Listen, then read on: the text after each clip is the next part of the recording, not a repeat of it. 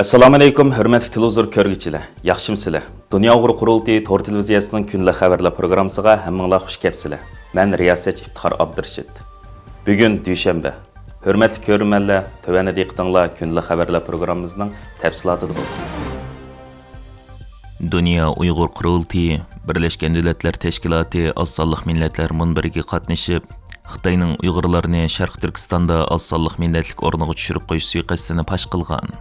Shvetsariyaning Jeneva shahridagi Birleşken Devletler Teşkilatı'da 28 noyabrdan boshlab Birleşken Devletler Teşkilatı'nın yillik az sonliq millatlar munbiri ichilayotgan bo'lib, Dunyo Uyg'ur qurultiyidan qurultayning raisi Turg'unjon Aloviddin, qurultayning muavin raisi Zumratay Erkin, qurultayning sobiq raisi va Markaziy Germaniyadagi Uyg'ur kishilik huquq va demokratiya markazining raisi Dolqin Aysalar mazkur munbarga qatnashib, Uyg'urlarning Sharq Turkistonning asli egisi va yerlik xalq ekanligini, Uyg'urlarning az sonliq millat emas, balki Xitoy ishg'oliyatidan keyin o'z vatanida sistemalik va planli holda Xitoy hukumati tomonidan az sonliq millatlik o'rniga tushirilib qo'yilish xavfiga duch kelgan va Xitoyning sistemalik holda qirg'inchilikka uchrayotgan bir millat ekanligini o'ttirib qo'ygan.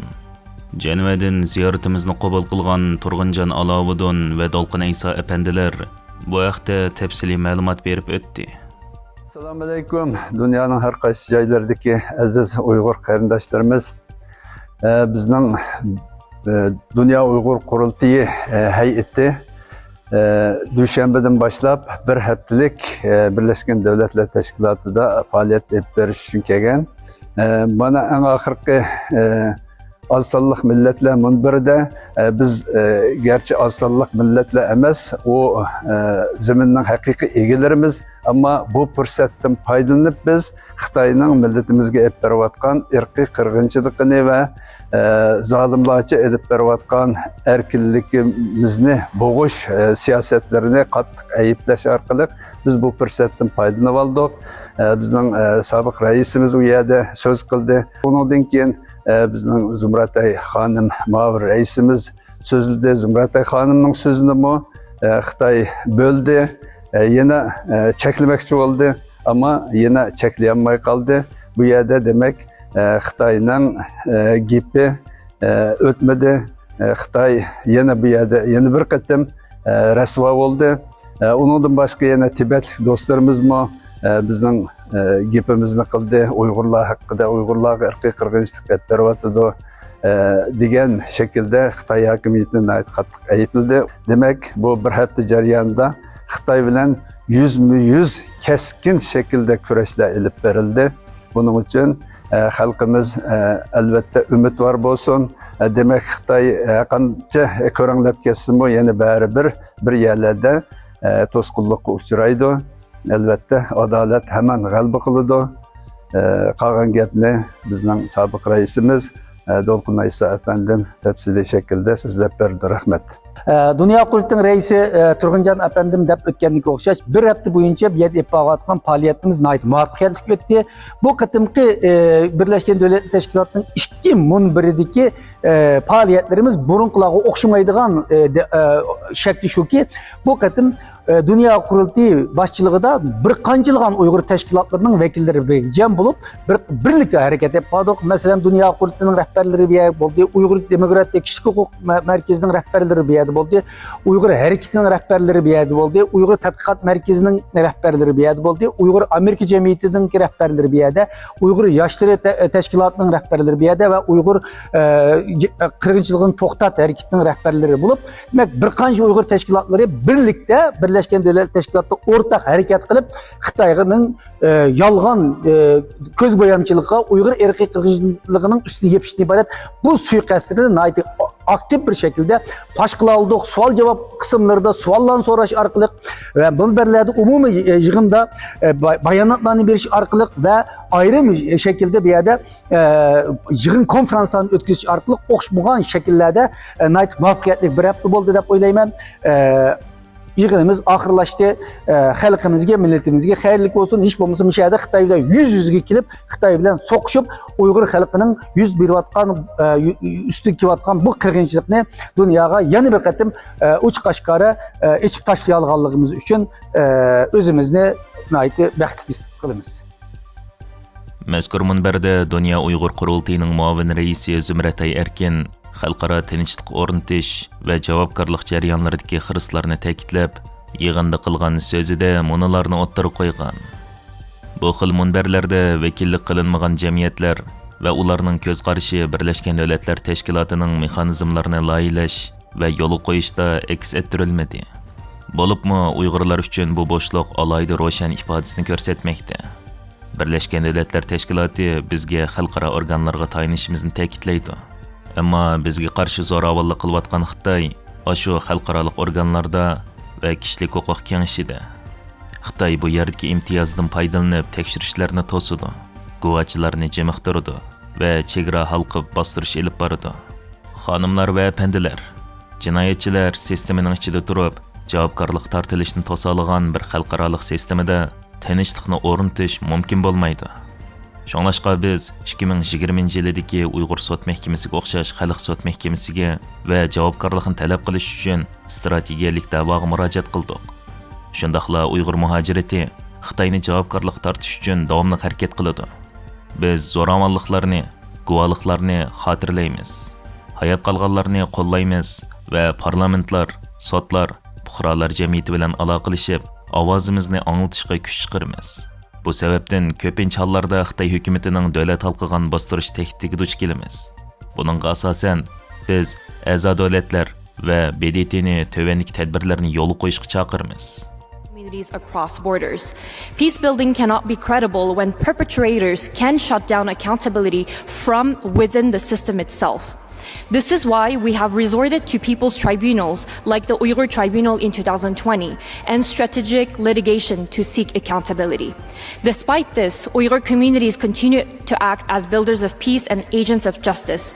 As Uyghur CSOs, we document abuses, preserve testimonies, support survivors. Zumratay Erkin so'zining davomida Birlashgan Davlatlar Tashkilotiga 4 turlik talabni o'ttirib qo'ygan. Birinchi, tinchlikni o'rnatish uchun vakolatsiz millatlarning har bir bosqichda qaror chiqarishga qatnashishiga kafolatlik qilish kerak. Ikkinchi, munosabatli kishilarning hamkorligi cheklik bo'lgan ahvollarni hal qilish uchun javobgarlik mexanizmi bilan ta'minlanishi kerak. Uchinchi, adolat hargizmo to'qinishdan keyingi paytni saqlab tura olmaydi. Darhol chora qo'llanilishi kerak, chunki bu vahshiylik davomlashyapti. To'rtinchi, navbatda zamonaviy bostirish shakllari, raqamlik nazorat qilish va davlat halqigan bostirishni o'z ichiga oladi. Bu sababdan yangilangan qurollar va kuchli qo'g'dash tadbirlarini talab qilamiz. Hurmatli rais va yig'in ahli, bizga faqatla bu xil yig'inlarda so'zlashga ruxsat emas, balki xalqaro sistemaning harakat qilishi uchun siyosiy irodasi kerak. Mazkur munbarda Qurultayning sobiq raisi va Uyg'ur kishilik huquq demokratiya markazining raisi Dolqin Isa apandimmi Uyg'urlarning Sharq Turkistonning asli egisi va yerli xalq ekanligini, Uyg'urlarning oz sonli millat emas, balki Xitoy ishg'olidan keyin o'z vatanida sistemalik va planli holda Xitoy hukumati tomonidan oz sonli millatlik o'rniga tushirilib qo'yilayotganligini ta'kidlab, munolarni o'ttirib qo'ygan. Across the world, Uyghur diaspora community have rebuilt a cultural and civic space that were erased and restricted to our homeland.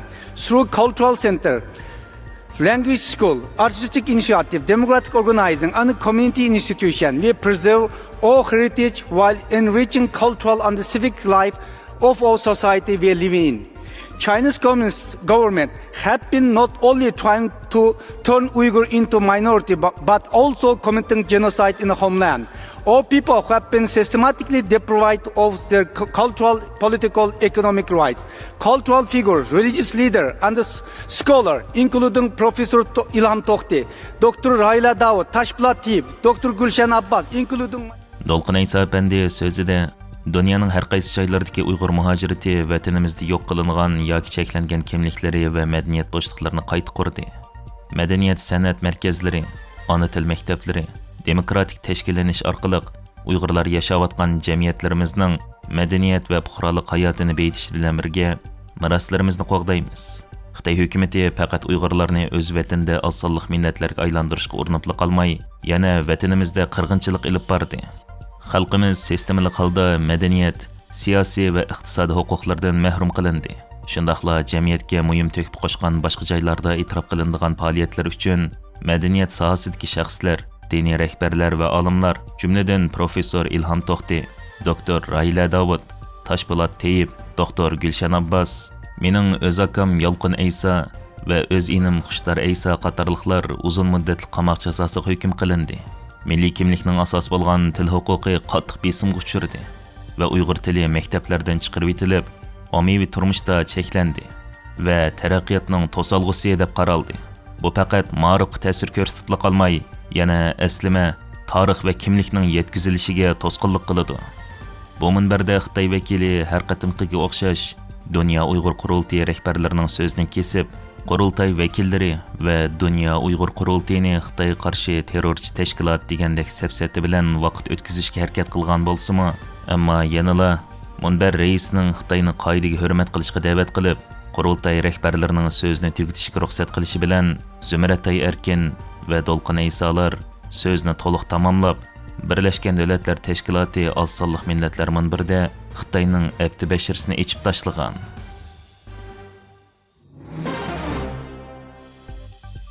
Dunyo Uyg'ur qurultiyi BDTda maxsus muhokama yig'ini o'tkazdi. Birlashgan Davlatlar Tashkiloti savdo va kishilik huquq minbari BDT oz sonli millatlar minbari mezgilida Dunyo Uyg'ur qurultiyi, Uyg'ur demokratiya va kishilik huquq markazi, oz sonli millatlar huquqiy guruhi, vakolatsiz millatlar tashkiloti qatorliq tashkilotlar Birlashgan Davlatlar Tashkilotida Xitoyning irqiy qirg'inchilik jinoyati va Uyg'ur xalqining o'z vatanida oz sonli millatlik o'rniga tushirilib qo'yilishi, Sharq Turkistonning ishg'ol qilib olinish jarayoni haqida maxsus muhokama yig'ini o'rinlashtirgan. Mazkur muhokama yig'iniga Dunyo Uyg'ur qurultiyining raisi Turg'unjon Alovuddin, Uyg'ur demokratiya va kishilik huquq markazining raisi Dolqin Aysa, oz sonli millatlar huquqi guruhining ijroiya mudiri Keller Thomas va vakolatsiz millatlar tashkilotining bosh kotibi Mersi Monhi qatorliqlar qatnashib so'z qilgan bo'lib, qurultayning muavin raisi Zumratay Erkin riyosatchilik qilgan. Zumratay Erkin yig'in boshlash so'zida "Sizlar mening oz sonli millat degan so'zni ishlatmaydiganligimni bayqishinglar mumkin. Chunki biz Uyg'urlar oz sonli millat emas. Uyg'urlar o'z vatanida ko'p sonliqni tashkil qiladi. Ammo Xitoy hukumatı va Birlashgan Davlatlar Tashkilotiga a'zo hukumatlar bu so'zni ularga majbur holda tingib keldi deganni o'ttirib qo'ygan. Today's event is co-sponsored by the Uyghur Center for Democracy and Human Rights, the Minority Rights Group, Unrepresented Nations and Peoples Organization, and my own organization, the Wildwood Congress. I'm very pleased to be... Mazkur yig'inda so'z qilgan qurultay raisi Turg'unjon Alovuddin bugungi tema faqat Uyg'urlarning emas, balki nurg'un vakolatsiz xalqning realligini so'zlaydi. Davlatlar manfaat uchun hamma bo'shliqni taqiganda kimlik, izzat hurmat va haqiqatni qo'g'dash mas'uliyati surgunga majburlanganlarning zimmasiga tushidi. Bizning hikoyamiz faqat bostirishdan aman qilish hikoyasi emas. U yo'q qilishni rad qilish, kamsitishdan bosh tortish va kimligimizni, taqdirimizni belgilash huquqini qaytarib olishdan iborat. Uyg'urlar davomli qo'rqinch ichida yashab keldi. 2017-yildan buyon Xitoy keng ko'lamli lagerlar, turmalar va davlat boshqarishidagi emgak lagerlarini qurib, necha millionlagan Uyg'ur va boshqa Turkiy xalqlar xohlagancha tutqun qilindi. Qiyin qistoq va majbur emgak silindi. Nurg'un tutqunlar, ziyolilar, olimlar, tadqiqotchilar Xitoy turmalarida turibdi. Millionlagan tutqunlar majbur emgakka va Xitoy davlat kontrolidagi tajovuzchilik uchrayotdi. Mustaqil tadqiqotlar va BDT mutaxassislari qiynash, jinsiy zo'ravonlik, majburiy tug'mas qilib etish va oilalarni keng ko'lamda ayirib etishning davomlashayotganligini, buning insoniyat qarshi jinoyat bo'lish mumkinligini o'ttirib qo'ydi. Ammo buni e'tirof qilishning o'zi yetarli emas. Dunyo hukumatlari, organlar va fuqarolar jamiyati bu mas'uliyatni ustiga ilishi, Uyg'urlarning haq-huquqlarini qo'g'dishi va ularning kelgusini shakllantirishiga kafolatlik qilish kerak deganlarni o'ttirib qo'ygan. Stigma and declining the power to define who we are. For more than a decade, Uyghurs have lived under relentless fear since. Bu yig'inda so'z qilgan Dolqin Aysa apandi Xitoyning Sharq Turkistonni ishg'ol qilib olish jarayoni va uningdan keyingi fojialar, Xitoyning irqiy qirg'inchilik haqida tafsiliy to'xtalgan bo'lib, u so'zida munolarni o'ttirib qo'ygan. Bu yil oktyabrda Xitoy hukumatı atalmış Şinjan Uyg'ur Avtonom rayonining 70 yilligini tabrikladi 1955-yili 1-oktyabrda e'lon qilingan atalmış Uyg'ur avtonom rayoni hargizmo Sharq Turkistondagi Uyg'urlar va boshqa millatlarning erkin irodasiga asosan qurilmagan. U faqat Xitoy hukumati tomonidan majburiy yo'l qo'yilgan mustamlik sistemasi bo'lib, amaliyotda u Uyg'ur kimligini yo'qotish, Uyg'ur xalqini majburiy assimilyatsiya qilishga xizmat qiladi. Xitoy hukumati 1984-yili 31-mayda Milliy avtonomiya qonunini ma'qulladi. Ammo bu qog'oz yuzida. 1984-yili chiqarilgan Milliy avtonomiya qonuni Uyg'ur aholisiga keng ko'lamli siyosiy vakillik, madaniyat erkinligi, diniy huquq va iqtisodiy boyliqlarga erishish imkoniyati bilan ta'minlaydi degan bo'lsa-mu, bu huquqlarning hammasi qog'oz yuzida bo'lib, amaliyotda bo'lsa Uyg'urlar Kommunistik partiyaning hukmronligi tarafidan bostirildi. Atalmış Şinjan Uyg'ur avtonom rayoni qurilgandan buyon Xitoy hukumati Uyg'ur xalqini izchil chetga qiqish, majburiy assimilyatsiya va nopus qurilmasini o'zgartirish siyosatlarini yo'l qo'yib keldi. 1949-yili Xitoy Sharq Turkistonni kontrol qilganda Uyg'urlar ko'p sonliqni egallagan va nopusning taxminan 80% edi. Ayni vaqtda Xitoy ko'chmanlari rayon nopusining faqat 3-4%-ni egallagan. Ammo ishg'oldan keyingi Xitoyning davlat tarafidan boshqarilgan ko'chish, yo'tkilish va nopus qurilmasini o'zgartirish orqali bu tangpongliq zo'r darajada o'zgardi. Bugungi kunda Xitoyning rasmiy statistikasiga asoslanganda Xitoy nopusi taxminan 40% ga yetgan.